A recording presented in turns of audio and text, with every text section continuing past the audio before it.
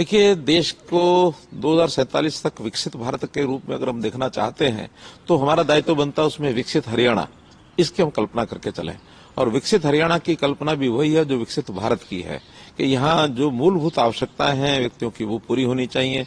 जैसे कहा जाता है रोटी, कपड़ा, मकान, शिक्षा, स्वास्थ्य और सम्मान।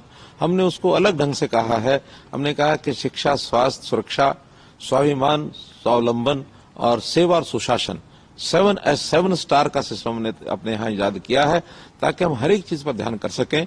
हरियाणा सरकार जिस पारदर्शिता के साथ, जिस लोगों के कल्याण के नाते से अलग अलग योजनाओं के हिसाब से आगे बढ़ रही है, मैं निश्चित रूप से विश्वास से कह सकता हूं कि हरियाणा अपनी भूमिका देश को विकसित करने में जो हमारे बारे में अपेक्षा की जा रही है उससे ज्यादा निभाएंगे, ऐसा मेरा मानना है।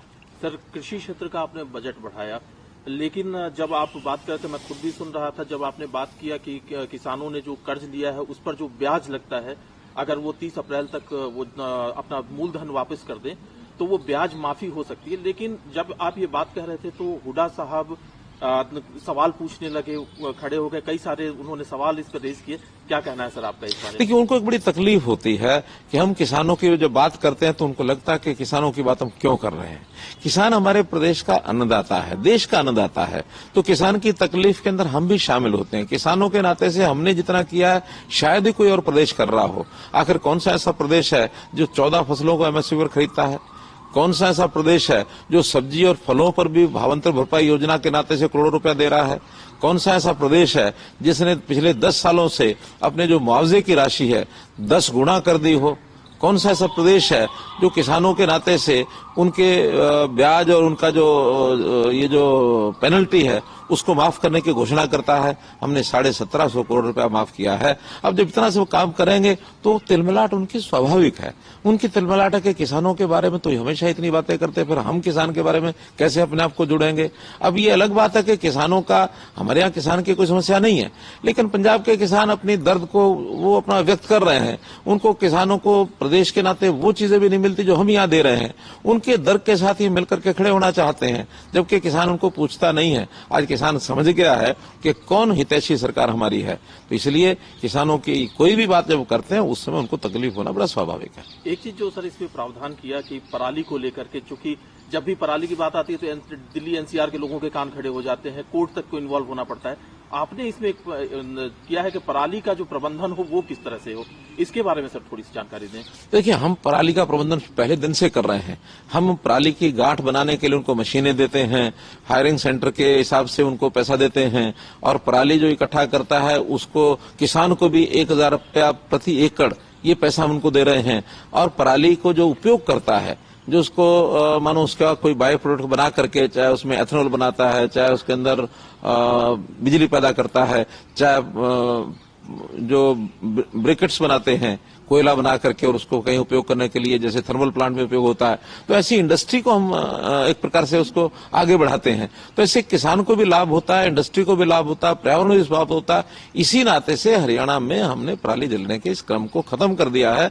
जबकि पंजाब, जो आम आदमी पार्टी जो हमेशा दिल्ली का शोर मचाती है कि पराली जल के यहाँ आ गई, पराली जल के आ गई, हमारा कहना है हरियाणा में तो पराली जलती ही नहीं है। अब पंजाब की जली हुई पराली वहां पहुंचती है तो या तो वो झूठ बोलते हैं, और या अगर जलती है तो उसकी जिम्मेदारी भी उन्हीं की है, तो पंजाब में शासन तो उन्हीं का है। आज जब सैटेलाइट के फोटोज आते हैं, उस सैटेलाइट फोटो में यानी अगर अंतर देखा जाए तो 10 और 100 का है। अगर हमारे यहाँ 10 केसेज होते हैं, उनके यहाँ 100 केसेज होते हैं ऐसे। तो इस प्रकार से उनकी जिम्मेदारी है कि पंजाब में इस प्रकार की व्यवस्था को ठीक करें। सर, प्रधानमंत्री जी बात करते हैं कि देश में उनकी नजर में 4 जातियां हैं, गरीब, किसान, युवा और नारी।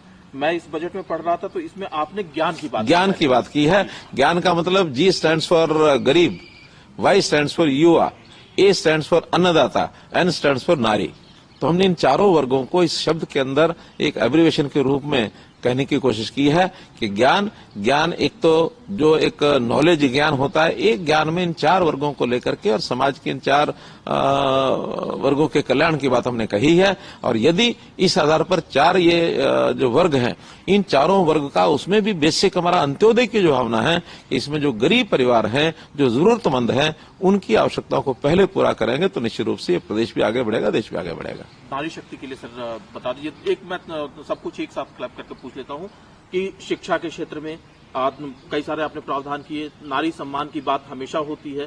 तो और इसमें एक चीज और है कि युवा की बात आपने कर दी है, तो शिक्षा और नारी दोनों को जोड़ करके मैं पूछता हूं कि इसके लिए क्या प्रावधान है, स्पेशल प्रावधान? देखिए, एक तो उनकी शिक्षा के नाते से हमने जो पिछले साल घोषणा की थी कि हर 20 किलोमीटर के अंदर एक कॉलेज जरूर होगा, ताकि किसी भी हमारी बेटी को 10 किलोमीटर से ज्यादा ट्रेवल न करना पड़े शिक्षा के लिए, वो हम टारगेट अपना पूरा कर चुके हैं। हमने पिछली बार जो 72 जो कॉलेजेस बनाए थे, उसमें लगभग आधे कॉलेजेस केवल महिलाओं के थे। तो शिक्षा में किसी महिला को दूर न जाना पड़े, और अगर प्राइवेट शिक्षा में भी कोई हमारी बहन बेटी पढ़ने जाती है, उसकी सारी फीस का प्रबंध भी ये हरियाणा सरकार करेगी। ये हमने प्रावधान किया। उसको ट्रेवलिंग के लिए एक स्थान से दूसरे स्थान पर जाते हैं, उसकी भी परिवहन सुरक्षा, यानी सुरक्षित परिवहन की व्यवस्था ये हमने की है। तो ऐसे बहुत से प्रावधान हमने किए कि हमारी बेटियां, पहले उनको बचाया जाए, फिर उनको पढ़ाया जाए, उनको आगे बढ़ाया जाए। ये हम लगातार हम काम कर रहे हैं। और अब तो बेटियां ही नहीं, बेटियों के साथ बेटे भी, क्योंकि उतनी ही आवश्यकता आज जितनी लड़कियों की उतनी लड़कों की भी है।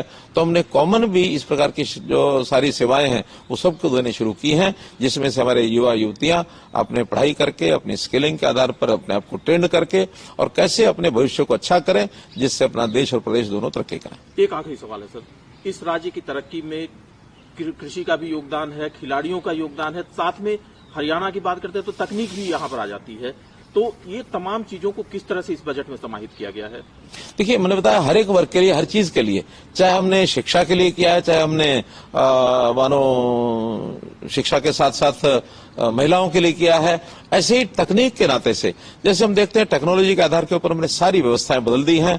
हमने तकनीक के आधार के ऊपर ऑनलाइन सिस्टम शुरू किए हैं, पोर्टल भी बनाए हैं, जिसका विपक्ष बहुत आलोचना भी करता है कि हम आएंगे तो इस पोर्टल को खत्म करेंगे, तकनीक को समाप्त करेंगे। तकनीक एक बेस बनाया, लोगों को डोर डिलीवरी के हिसाब से प्रोएक्टिव होकर के हम जो लोगों को सेवा देते हैं वो टेक्निकल चीजों से ही देते हैं। इससे भ्रष्टाचार भी कम हुआ, इससे लोगों की उहापोह भी खत्म हुई है, इससे लोगों का समय बचा, साधन बचा। तो टेक्निक के ऊपर शासन व्यवस्था का आगे बढ़ाने का जो काम है, ये जनता को पसंद आ रहा है और निश्चित रूप से इसका उनको लाभ होगा।